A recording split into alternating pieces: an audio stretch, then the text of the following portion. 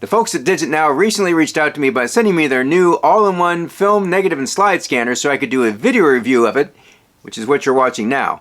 They did not pay me for this review. They did not ask for any input on what I was going to say or any editorial content. They did not get an advanced preview of this video.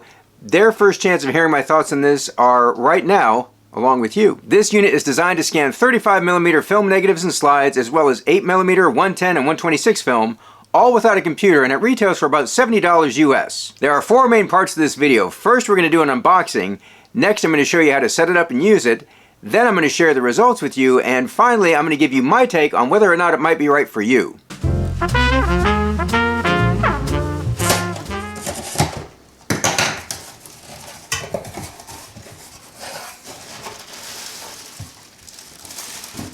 Okay. The DIGITNOW All-in-One Film Scanner. You can see by the size of my hand, it's a pretty small box.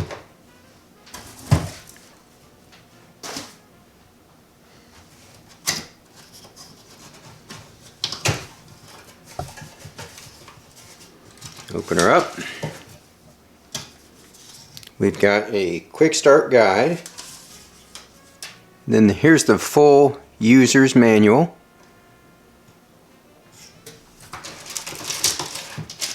Now in here, we're going to go ahead and open this up.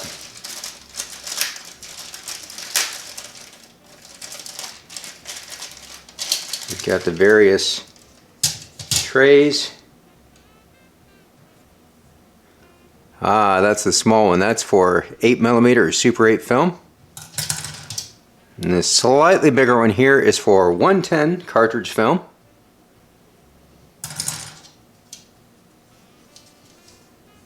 This one says right on it, negative adapter. And this one you'll be able to use for 35mm or 126. And then this one here says slide adapter. So we'll be able to fit our slides in here. Here's the actual unit itself. And again, just for relative size here, you can see the size of my hand. Again, just how small and compact this really is. Here's the scanner itself. Got some of the controls on top here, some of the buttons. The back here has an SD slot, USB port here, and TV out. And then the last things in the box here, got your AC power adapter, USB cord here,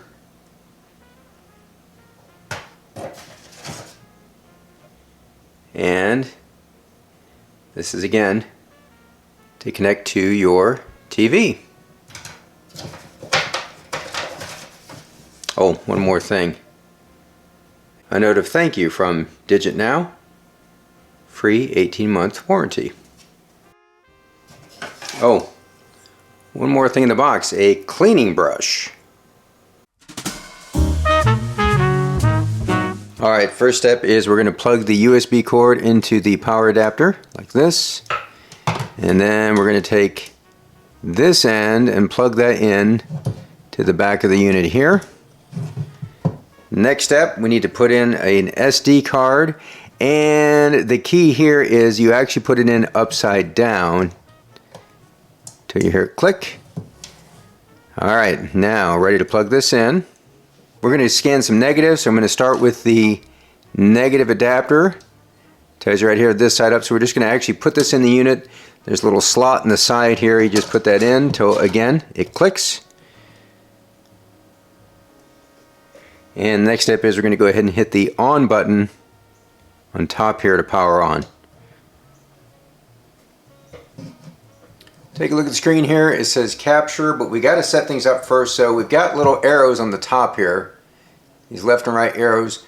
We're going to click that says playback film. So that's how we're going to start, because we have to set this up. So once it's on film, click the OK button here. going to give you the choice of negative film. I'm going to use my arrows here. Negative film, slides, black and white. So we're going to click back to negative film. That's what you use for C41 negative. So we're going to click that, click the OK. Now it's going to give you the choice of 135, 126, or 110. We're going to do 135 or 35 millimeters, so that's okay. So again, we're going to click OK. And now, looks like it's ready to scan. So we're ready for the negatives. I'm going to use some color negatives here. And always good practice to make sure there's not a lot of dust on your negatives. So I'm going to go ahead and use a rocket blower here. And if you don't have one of these are only a few dollars. Worth picking up. So we're going to kind of blow off as much dust as we can before we start scanning. Always handle your negatives by the edges. Avoid fingerprints. And to scan, you simply insert the negative into the holder, just like this. Now you got to be careful because there are little grooves. If you're not careful, you can accidentally scratch the negatives. And if you look on the screen here, you're going to actually see the images come in.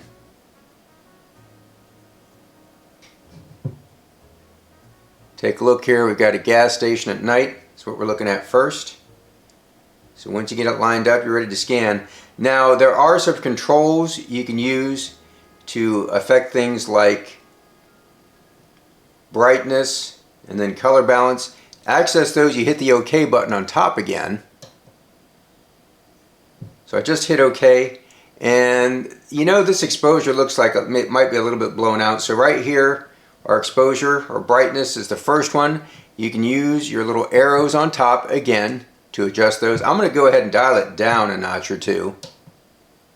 You can take a look at the screen, got a little bit darker. That looks pretty good. Maybe we'll try one more. And that looks probably a little bit more like the true scene was. And then if you're happy with that, hit OK again. Takes you down to the red, green, and blue sliders. You can adjust those. I'm going to leave those alone for right now just to see how the scan turns out first. So when you're ready to get back to scanning, I don't want to adjust any of those other ones. I'm going to go ahead and just hit this scan button here again, which also says menu. And again, you'll see we've got our picture back. We're ready to scan this. So what I'm going to do now is hit scan again, because when you're ready to scan, that's what you do. And then we're ready to save. All you do is hit OK. Got a little hourglass icon in the middle. When that goes away, it means it's scanned. So literally matter of seconds, and we've got our first image already scanned. Now to get any more images, we're going to go ahead and slide the negative through again, and you can take a look on the screen. You can see another motel picture here. We're going to get this lined up again, taking care, trying not to scratch those negatives. You got that lined up pretty good. And for this one, again, I'm just going to leave the exposure and color balance alone. So we're going to hit scan on the top and then OK. See your hourglass for a couple seconds. Second scan's already done. Same thing. Moving on to the next image. Got that lined up pretty good. Ready to scan. Hit the scan button on top and then hit the OK. Give it a couple seconds and we're already done with the third scan. Alright, now we're going to scan some black and white negatives. So I'm going to hit my scan button once and then hit it twice, and that gets us back to capture. Now we're going to go ahead and use our arrows again to access the film, because you have to reset a couple things. So playback, film, and this is what we want to change. We're going to hit OK. And instead of negative, we're going to switch over using our arrows to the black and white. Black and white's what I want to do, so I'm going to hit OK on the top. Still 135 or 35 millimeters, so that's good. So we're going to hit OK again. And now we're set up to scan black and white. Of course, it's going to use the same holder as the color one. We're using the rocket blower again to get some of that dust off of our negative. Ready to insert it just like we did before. So again, we're going to go in from this side and just feed that in there. We're going to take a look at our screen to get lined up properly.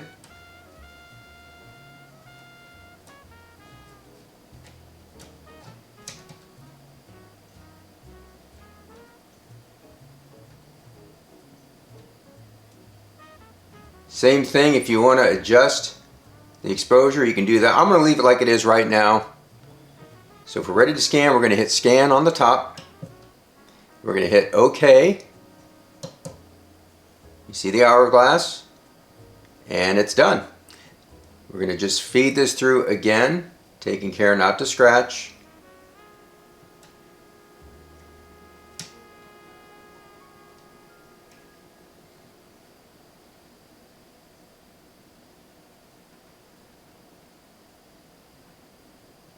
Ready to scan. Hit the OK. And we're done with another scan. Alright, I'm going to take the black and white negative out. Slides out simply like this. And we're going to take this little carrier out, or holder, because we're ready to do some slides. So again, you just hold on to the unit, take it out. Okay, we're ready to do some slides. We're going to go ahead and use our arrows to get to film. We're going to click OK on the top. And we don't want negative. Let's click our arrow. Slides, that's what we want. So we're going to click slides, click OK again. And we have our choice of the various formats and sizes again. And we are going to do 135 slides. So we're going to click OK again.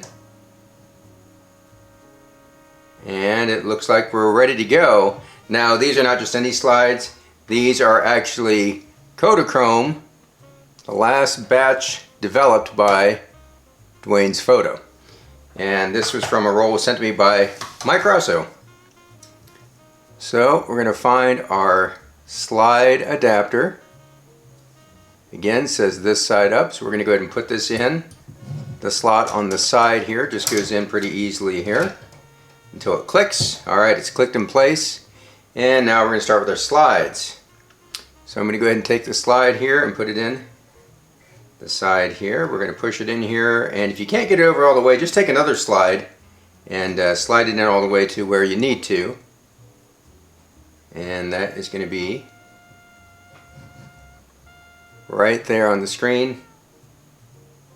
This is from 2010, by the way. This kid's in college now. So we're ready to go ahead and scan this. We got a position like I want to. And we're just going to leave the colors alone for this one. So we're going to hit scan on the top here. We're going to hit OK. You see the hourglass. And a couple seconds, it's done. So let's move on to the next one. We'll do another slide here. And I'll go ahead and push this through again. And you'll see this one coming out the other end. So let's push this in. And we got a picture of Granny here. Let's go ahead and hit scan and then OK. Watch the hourglass. And it's done. A couple seconds. We're going to go ahead and maybe do another one here. So we're going to go ahead and looks like we have a skyline shot here, downtown Columbus, Ohio. And again, on any of these, if you want to, you can hit OK to adjust exposure, red, green, blue balance. We're just going to leave them as is for now. We're going to go ahead and hit scan, hit OK. Done. Now if you've used your rocket blower to blow the dust off your negatives, but you're still getting dust in your images, problem might be inside here. So go ahead and take out your carrier or holder, and they do supply you a little cleaning brush. You can just gently use this inside the unit to catch any stray dust that might be caught inside. Alright, we've unboxed the unit, we've set it up, we've scanned some images. Now it's time to take a look at the results. So the images were saved to the SD card. There are 3 ways you can review the images. You can plug the USB cord into your computer and pull them up on your monitor that way. You can use the playback function on the unit itself, although you're limited to that little screen. Or you can take the SD card out, pop it in a card reader, and plug it into a USB port on your computer, like this. So I'm working on a Mac. These images are saved as JPEGs. Let's pull up a couple images. These are straight out of the scanner. I've not edited these in any way. You can get an idea of what the color negative scans look like. Remember, I darkened these in the scanner as we were scanning. And here's what they look like with a little editing in Photoshop Elements. Did some sharpening, adjusted the contrast levels. Alright, here's a couple unedited black and white images.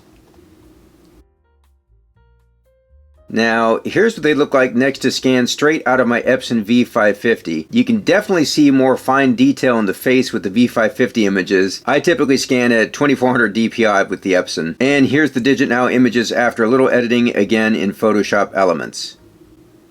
And finally, the Kodachrome slides. Here's the unedited images straight out of the DIGITNOW.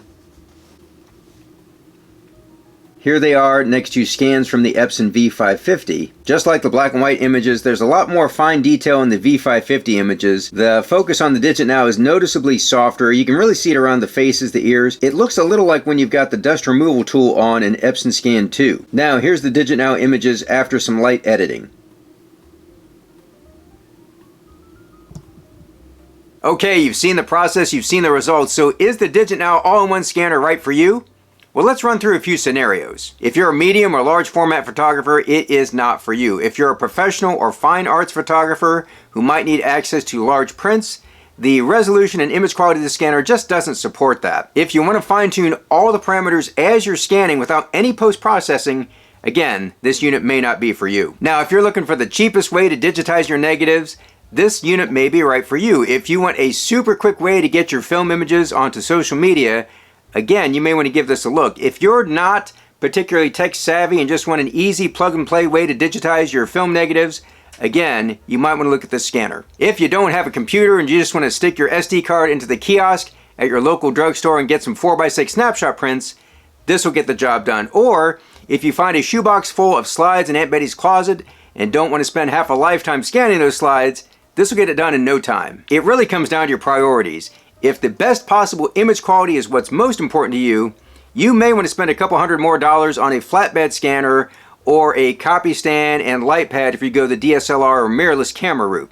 But if cost and convenience is most important to you, well, it doesn't get much easier or cheaper than this DIGITNOW unit. This scanner is not going to compete with high-end flatbeds or digital camera scanning in terms of image quality, but it's not really trying to. Let's face it, cost can be a significant barrier to entry for some people looking to try film photography. So I think it's good that low-cost options like this are available. It's a little bit like the film camera market. There's Hasselblads and there's Holgas, and there's a place for both. If you've got any questions about the scanner that I probably can't answer, I've got DIGITNOW's support email address listed in the description down below. And if you're thinking about getting one of these for yourself, I've got an affiliate link there as well. But before you scan, you got to develop, so I've got videos with step-by-step directions on how to develop both black and white and color film popping up on the screen now. So until next time, do some good, have some fun, and scan some film.